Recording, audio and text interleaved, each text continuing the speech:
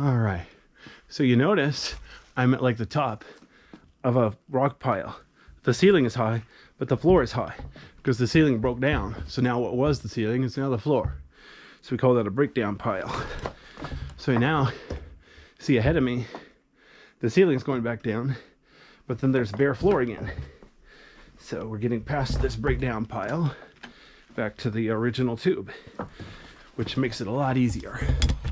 Most people, they think the easy part's the more fun part, but the rock piles, they slow you down, force you to think, look around, make it better exercise, etc.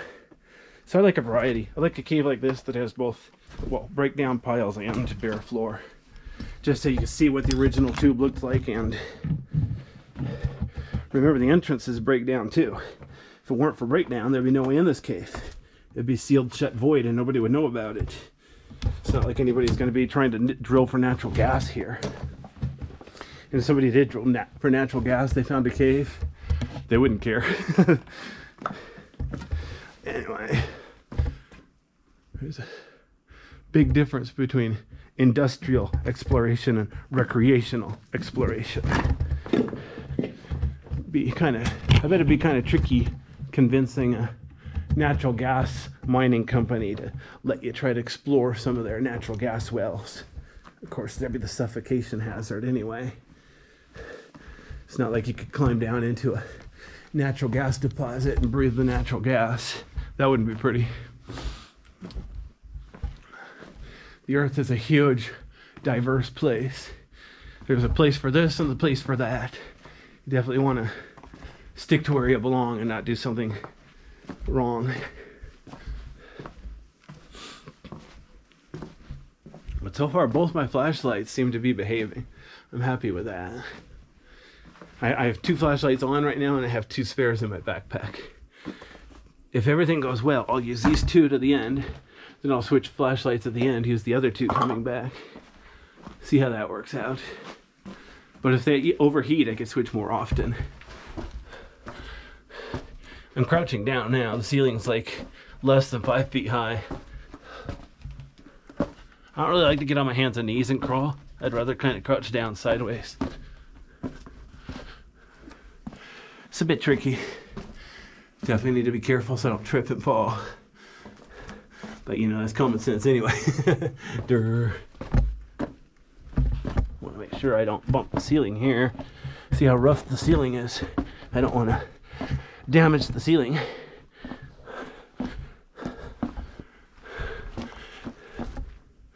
Okay, so now I'm standing up.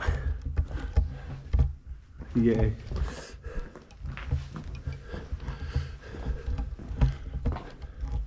See a dark spot over there. Sometimes when I see a dark spot on the wall, it could be a bat. But yeah, that's just a dark spot on the rock. Boring.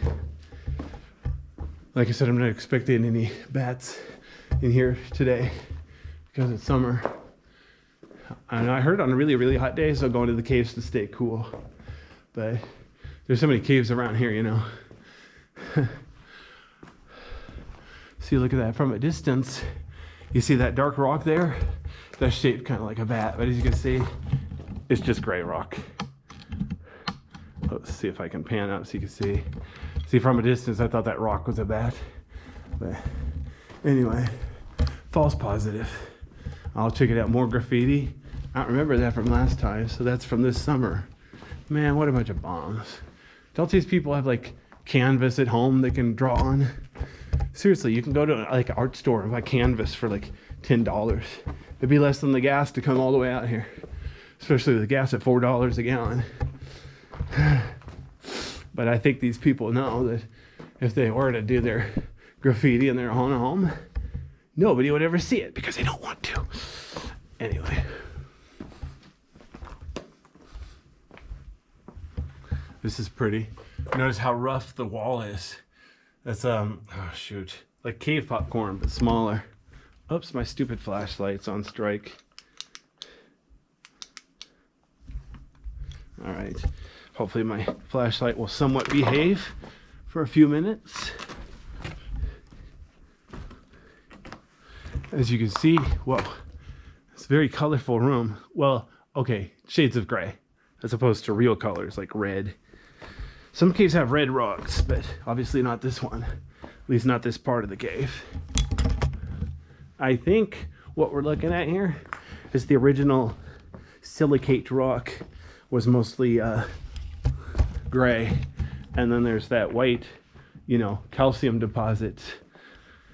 Usually you see that in limestone caves or marble caves, solution caves, because they're wetter.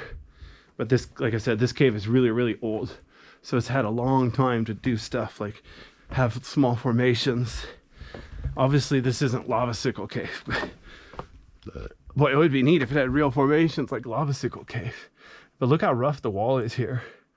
Luckily it looks like too many people haven't been touching it. Something like this is very fragile. Somebody could touch it and it would just crumble to pieces. Kind of like drywall. So maybe not quite that fragile, but yeah, if you're going caving, please try not to touch the walls and the ceiling. Obviously you have to touch the floor because gravity is pulling you down, but definitely try to avoid touching the walls and the ceiling if you can, unless you really need it to brace yourself so you don't fall. But yeah, do your best. Like they said in that movie The Rock, your best is for losers. Winners go home and kiss the prom queen. Or something like that. I might be paraphrasing. But anyway. Uh-oh. My gimbal is being stupid. Why did it do that? Oh, I see. I bent over too far. The gimbal is motorized, so it does do its best to keep the camera level. But it only has so much power, right? So if I lean something angles, it misbehaves. Now look at the size of this room. Notice there's a ledge on the left. So the bottom part is like 30 feet wide.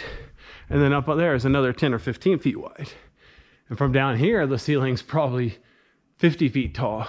Even over there, the ceiling's at least 30 feet tall. So that's pretty cool. But I want to turn around and show you what just happened, because this is the good part. Except it's too hard for losers like me.